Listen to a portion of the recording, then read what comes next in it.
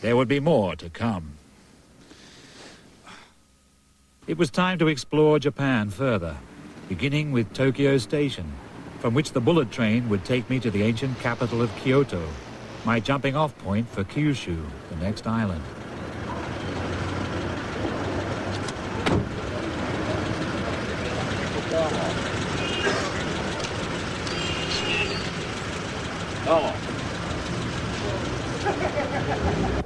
But first I had to find the bullet train. Though I had made a start on learning how to read Japanese, I was still about 10 years short of being able to fathom a railway signboard. My spoken Japanese was coming on a bit faster, but some of the phrases I had learned didn't get the responses they were supposed to.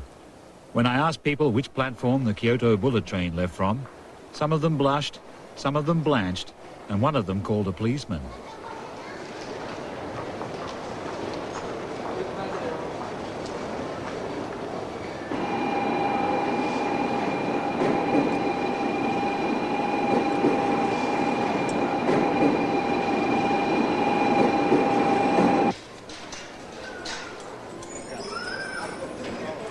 Finally, I found a platform that I figured must be the right one, because the sign mentioned Kyoto, unless it meant that the train had just come from Kyoto and was going somewhere else. It didn't matter. The bullet train is fast, but it can't fly, so wherever the train was going would still be in Japan. Having finally found my reserved luxury seat, or possibly somebody else's reserved luxury seat, I sat down, not absolutely certain where I was going to end up, and a bit shy about asking.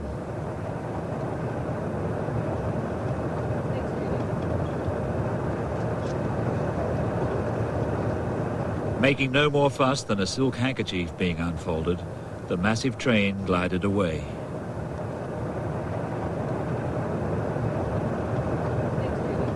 The first thing I saw was the suburbs of Tokyo. There were a lot of suburbs. A hot towel arrived. It was hot enough to cook rice.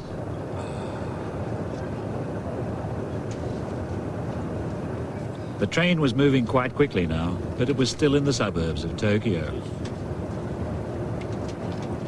The guard didn't laugh when he punched my ticket, so I could be reasonably certain that I was on the right train and on the way to Kyoto after all.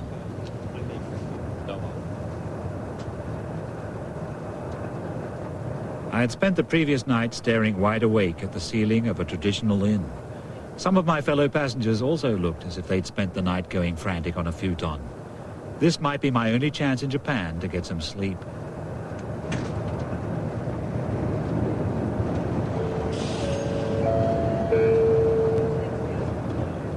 Half an hour later, the train was going at its full 130 miles an hour, but it was still in the suburbs of Tokyo.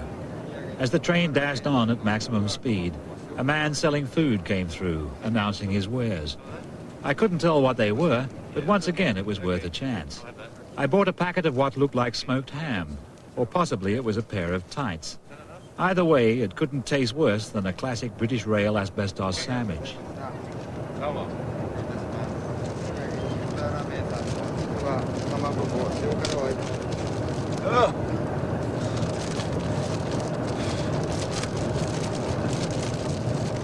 The smoked ham or tights smelled pretty powerful.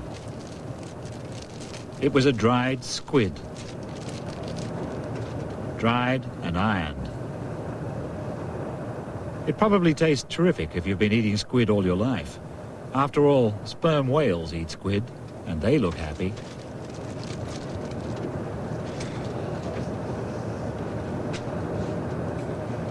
After 2 hours of very high-speed travel, we were still in the suburbs of Tokyo. It was at this point that I realized I needed to make a phone call.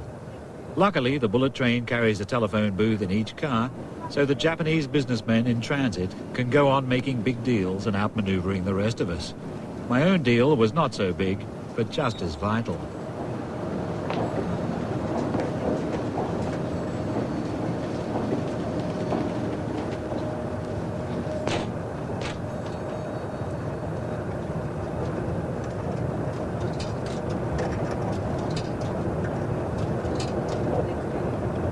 President Hotel, Konnichiwa. Listen, I have left my laundry. This is James Sand. James Sand. I have left my laundry behind. Laundry. Laundry. Left my laundry. Yes. Hi. Hi. Do you think you could send it to Kyoto for me? Laundry to Kyoto. Yes, now. Hi. Hi. Domo. Domo. Arigato gozaimasu. Domo.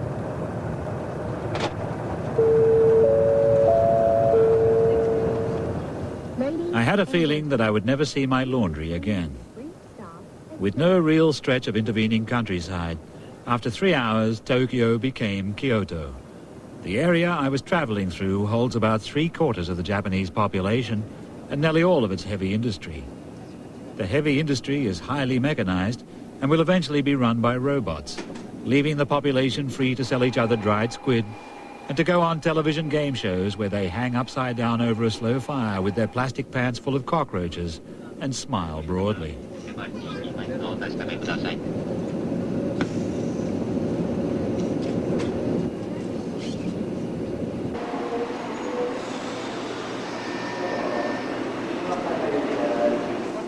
Having enjoyed my ride on the bullet train, I pushed on bravely to Kyushu. The Japanese islands vary considerably in climate according to which particular ocean current surrounds them.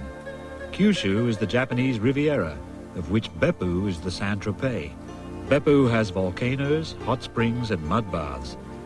It has shrines to pray in if the ground starts shaking.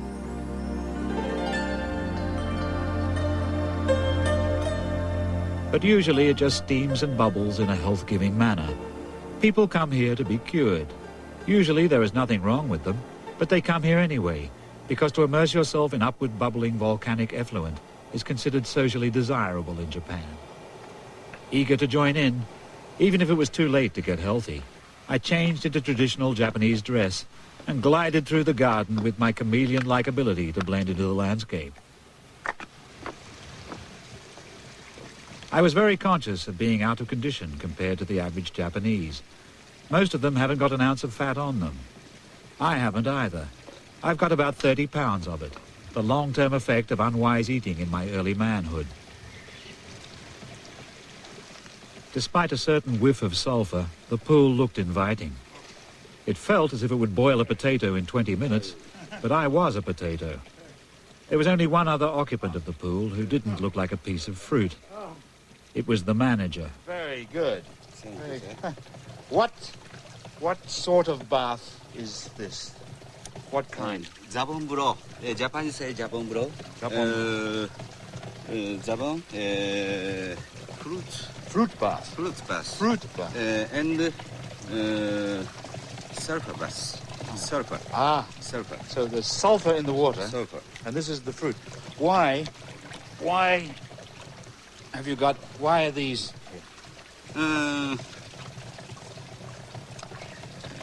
This Jabon product in BEP. I see. So this is a product of this area. This area. Okay. But why doshite in the water, in the miso? Health. Health. Health and beauty. Beauty. Vitamin C. Vitamin C. Oh. And romantic. Romantic. It is very, very romantic. He was right. The whole valley was romantic. Nourished by volcanic steam, the cherry blossoms hung thick like a snowstorm stopped in its tracks, caught in the act and blushing. A late-flowering nature worshipper, I got into the spirit of the thing and hopped from spa to spa. The next one was billed as featuring something even healthier than hot fruit. It was hot mud.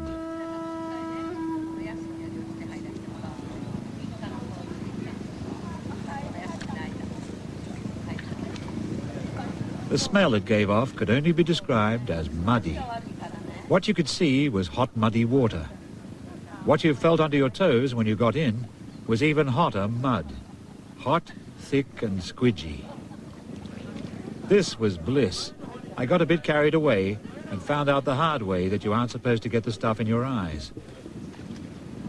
I scrambled out with my retinas on fire, watched by several families who were sitting quietly in the mud, getting even healthier than they were already.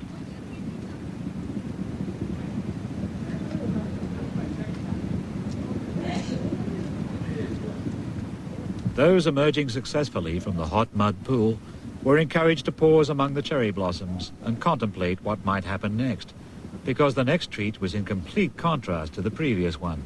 Instead of a hot mud pool, it was an even hotter mud pool. I could only just get into it.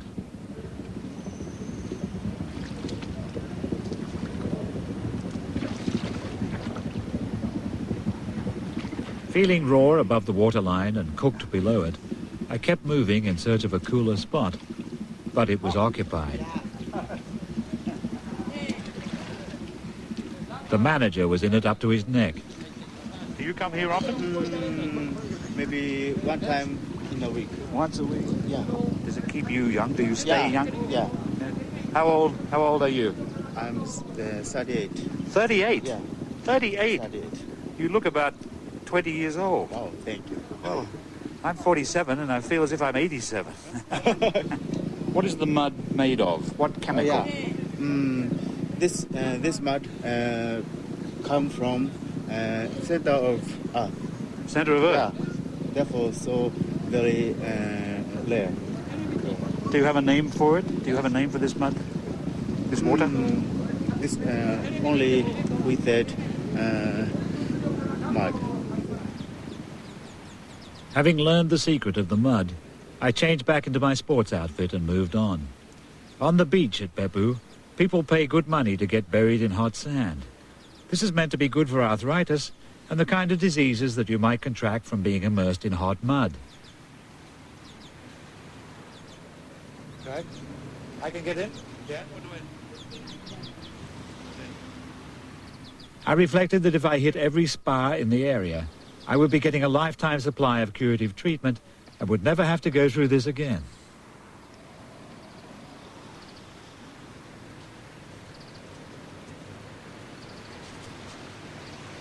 The paisley dressing gown rather suited me, I thought.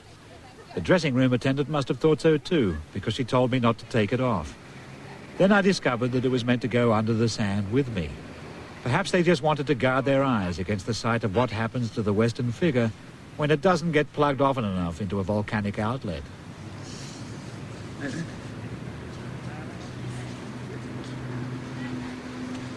Thus the corpse was dressed and laid out for burial.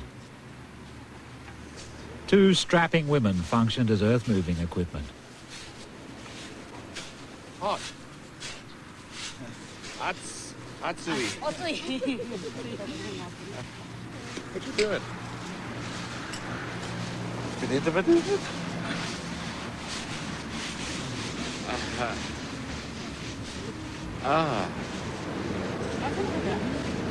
Excuse me. Excuse me. Hello. My head's very hot. Do you think I could have a towel like him? Tawaru. Yes. Okay. Tawaru desu ka? Tawaru. That's it. Thank you. Domo.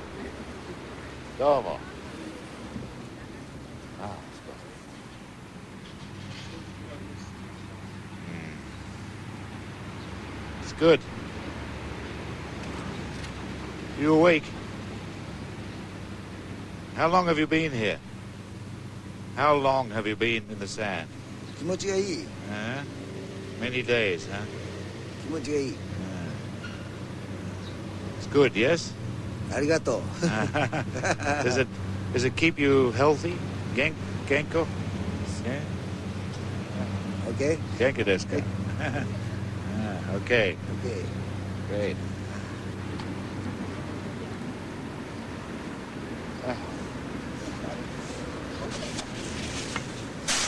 Even with my eyes closed, I could tell that the sun had been blotted out.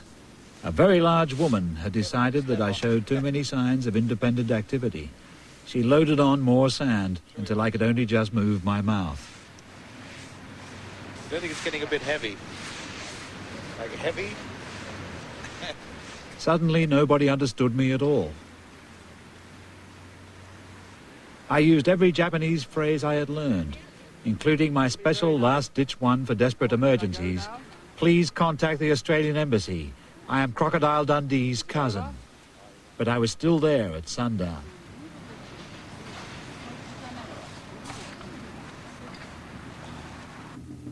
In the dawn, however, saying goodbye to Kyushu, I had never felt healthier in my life. The smell of sulfur in my sinuses was a bit devilish, but my skin tingled, as if I had been part of the earth. Back in Kyoto at the Heian Shrine, the precious acreage of open space, the rarest thing in Japan, belongs to everyone. Sooner or later, every Japanese will come to this quiet spot. Even the ones who can't make it up Mount Fuji will come here to make a wish. I humbly submitted myself to the atmosphere of reverence. I watched the pilgrims carefully and copied their every move. There seemed to be some kind of ritual associated with drinking water from the fountain. I was keen to know the meaning of this ritual. Later on, I asked what it meant and found out that it meant they were thirsty. What do I do?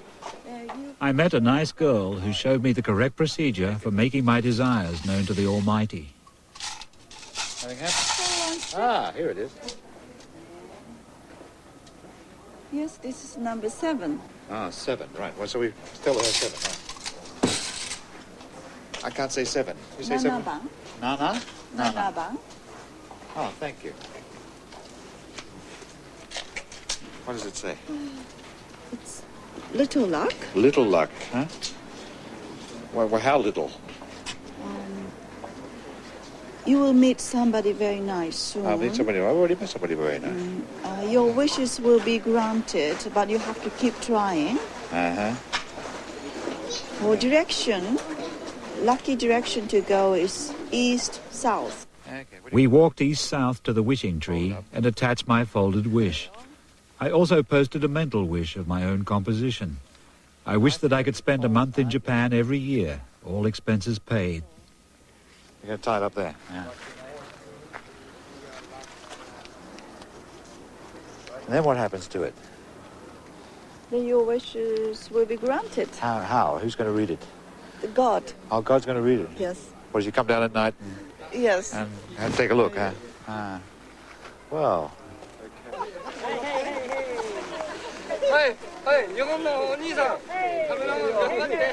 The Japanese seemed to get a big bang out of just being together. It was the group giggle element that was getting to me. The shrine was a stamping ground for Japanese company outings. One company outing wanted me to join their group photograph, or they wanted me to stay out of their group photograph. It was hard to be sure. Like most people who appear on television, I harbored the secret belief that any picture lacks something if it hasn't got me in it. So I got into it. They giggled, but they would have been giggling anyway. Hang around a bunch of Japanese long enough and you'll catch it too.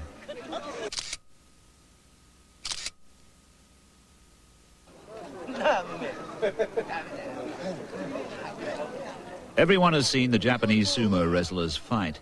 Very few people have seen them eat. The eating is even more frightening than the fighting. In order to stay enormous, the wrestlers consume food.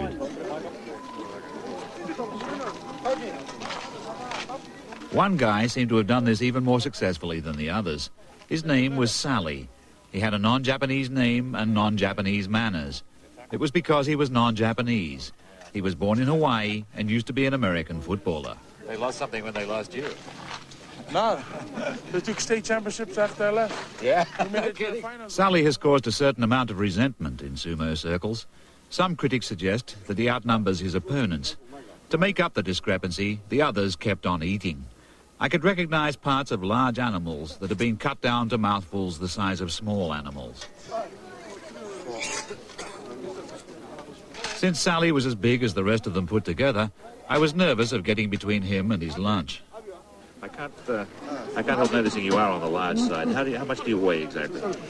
In kilos, I weigh 229. In kilos, How much is that? 229. How much is that in pounds? That's Pounds? That's a lot. Huh? That's about 513, I think. Around there. 498. How much do you eat? I don't eat as much as everyone think I do. I guess I was always big, huh? Yeah, do you eat more before a match? Do you have to keep your weight up? During tournaments, hardly. Like maybe 2 weeks before the tournament, I eat normally. When tournament starts, after tournaments, we eat like 1 meal a day. The epic they called lunch continued for another hour. Then it gradually gave way to beauty treatment. The main emphasis was on hairdressing. They were getting dressed for combat.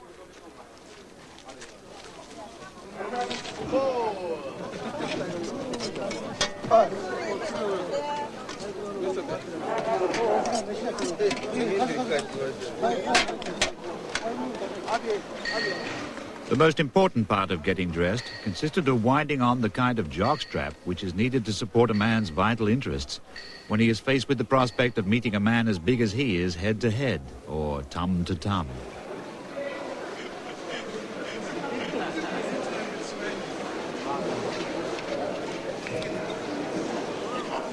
The winding on has to be done just right or things get tangled up down there.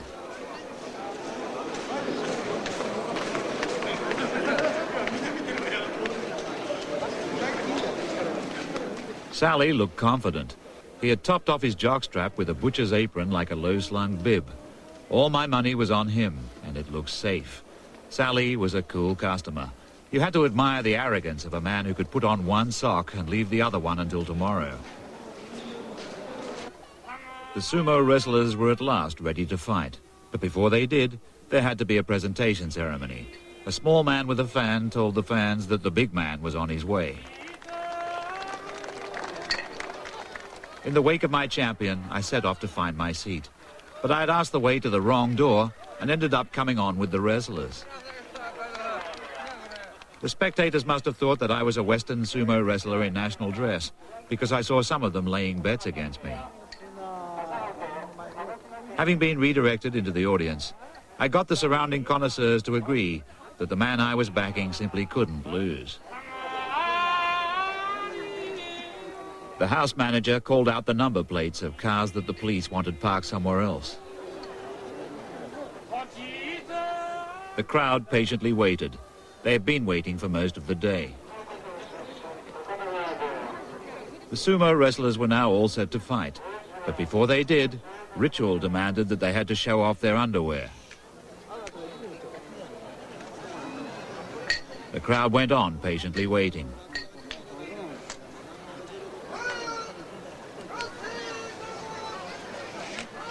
Finally, there were signs that an actual wrestling match would take place. But first, the two heavyweights spent a long time looking at each other. If they were paralyzed with horror by what they saw, you couldn't blame them. After hours of anticipation, the match began.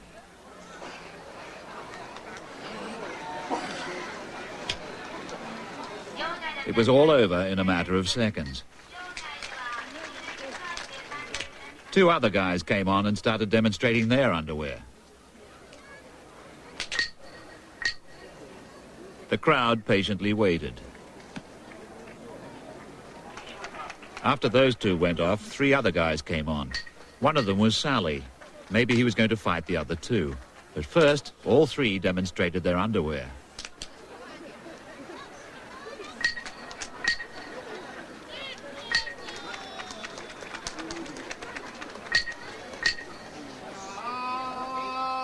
The house manager came back on to announce that the bodies of Sally's victims would be donated to medical science. Sally was starting to look impatient. Several areas of him were raring to go. The match of the day was finally imminent. The referee had decided that Sally's opponents would have to fight him one at a time. The referee would have to be fast on his feet, because if Sally fell on him, then only his fan and clogs would be left sticking out at the edges. The atmosphere was electric.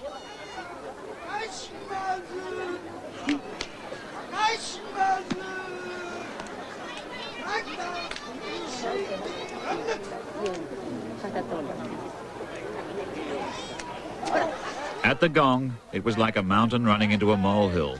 I was already spending the money.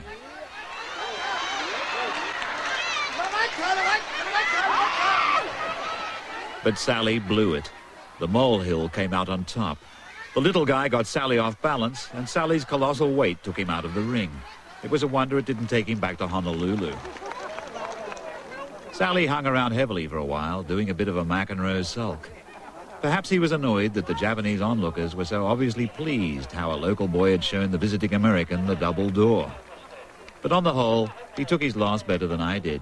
He was getting paid anyway, and would soon be able to afford a house with a ceiling high enough for him to lie down under. I wasn't too disappointed, though. It had been a wonderful day out.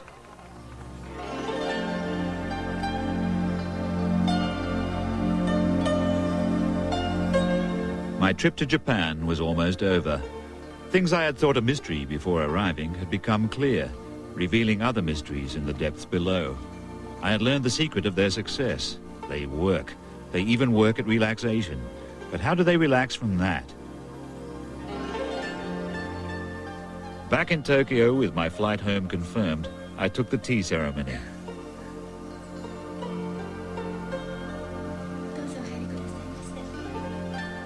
A man who had given his life to perfecting the art of making a cup of tea now faced a double challenge. One of his guests was the porcelain delicate star of Shogun, Yoko Shimada. His other guest was a clumsily out-of-scale Australian who might wreck the atmosphere by spilling the tea or biting a piece out of the cup. 400 years ago, Enshu, the genius who supervised the classical court architecture of the shoguns, had also laid down the precise choreography of the tea ceremony. He had built castles and palaces of imposing grandeur, and he had also agonized over whether to put the milk in first. In the Japan of today, that's still true. The grand design and the small detail are in the same picture. Japan can be so beautiful sometimes that it's hard for a visitor to keep his head. I needed Yoko's help to keep up with the dizzy pace of the action. I think tea ceremony make us happy and comfortable and peaceful. Because, we're so busy every day. We have to work hard. So if we have tea ceremony once a day, we can we feel so comfortable. Once a day? It takes a long time, is there? Mm-hmm. 10 minutes. 10 minutes. It seems longer. Yes. All this to achieve a moment's peace. Or rather 10 minutes peace, but with each minute ruled by a set routine, so that it stretched out into an hour. The process was not so much long drawn out as carefully etched in. It was a way of distracting the mind by fully occupying it.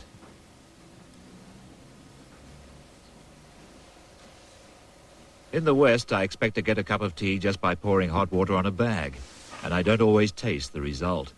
The Japanese are in a hurry too, but they know how to slow down, to have their moment.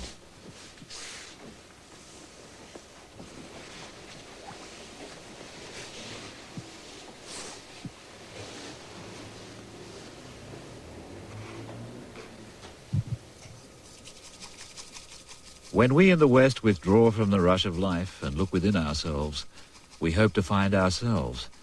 In my time among them, I had learned that when the Japanese do the same, they expect to find nothing but each other.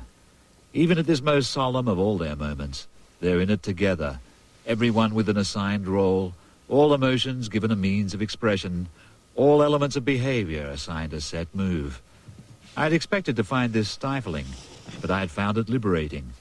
Just as I had always expected to find Japan intolerably strange, and yet had come to feel at home there, even when I got lost.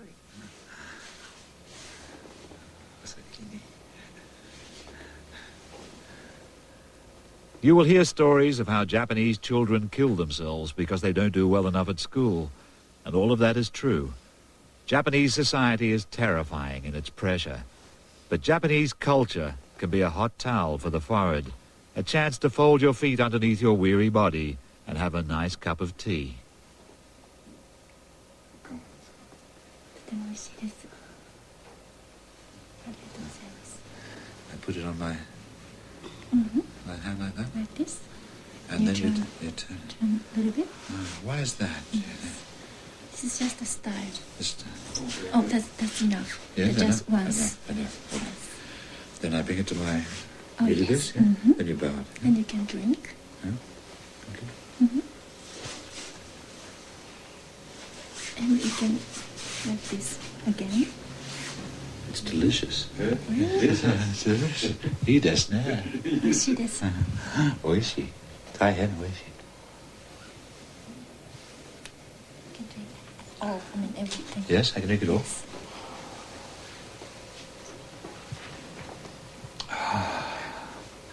Good.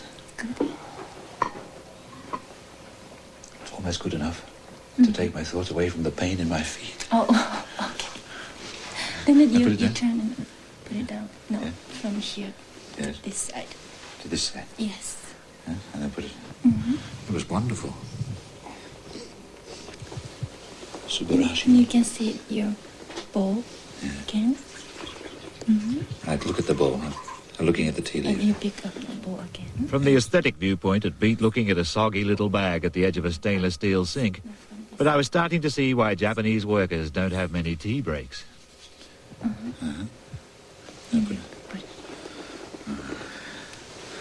Thanks for showing me. I don't think I could have begun to manage that on my own.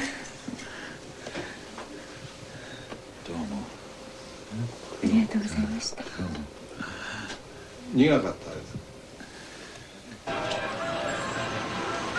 On my last night in Tokyo, before I flew back to the West, all the neon lights of Shinjuku conspired to persuade me that Japan is a modern industrial society like any other.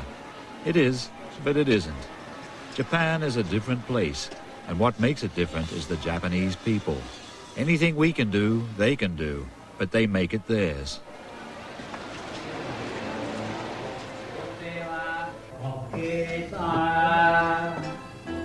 Determined to go out with a bang, I hit one of Tokyo's many thousands of karaoke bars. A karaoke bar is one of those dark hangouts where the Japanese white-collar worker, after a long day of concentrating his mind, goes to let it disintegrate. Karaoke is the art of singing a hit song to a pre-cooked backing track. The Japanese put a lot of study into perfecting this art. If called on to perform, they are rehearsed and ready. If not called on to perform, they are insulted.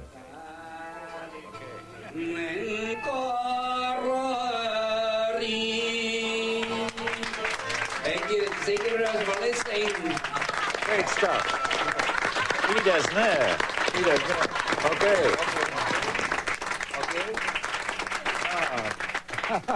When I found myself being drawn into the action, I felt a bit outclassed, especially since I can't hold a note, let alone a tune.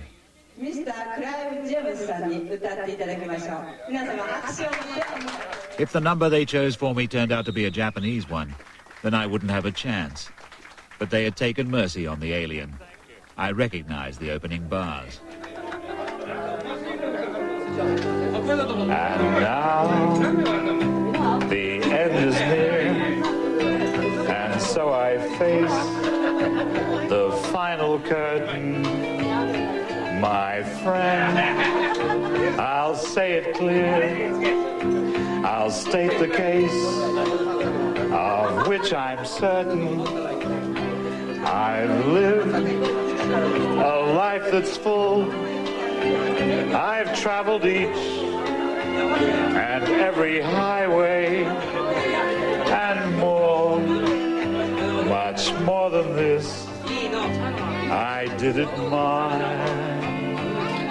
way. Regrets, I've had a few, but then again, too few to mention. I did what I had to do and saw it through without exemption. I planned each charted course, each careful step along the byway, and more, much more than this. I did it my way.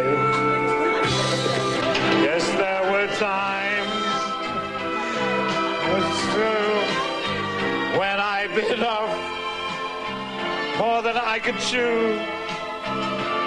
through it all. When there was doubt, I ate it up and I spit it out. I faced it all and I walked tall and did it my way. I'm going to try it in Japanese now.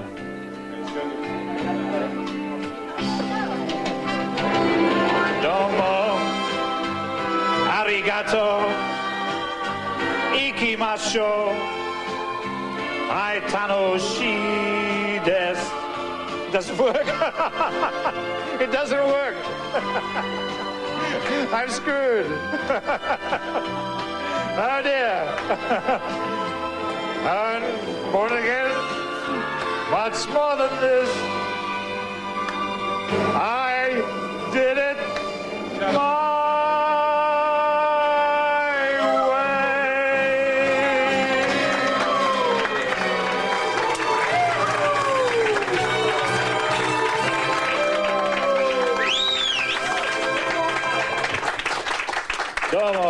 Domo, arigatou gozaimashita.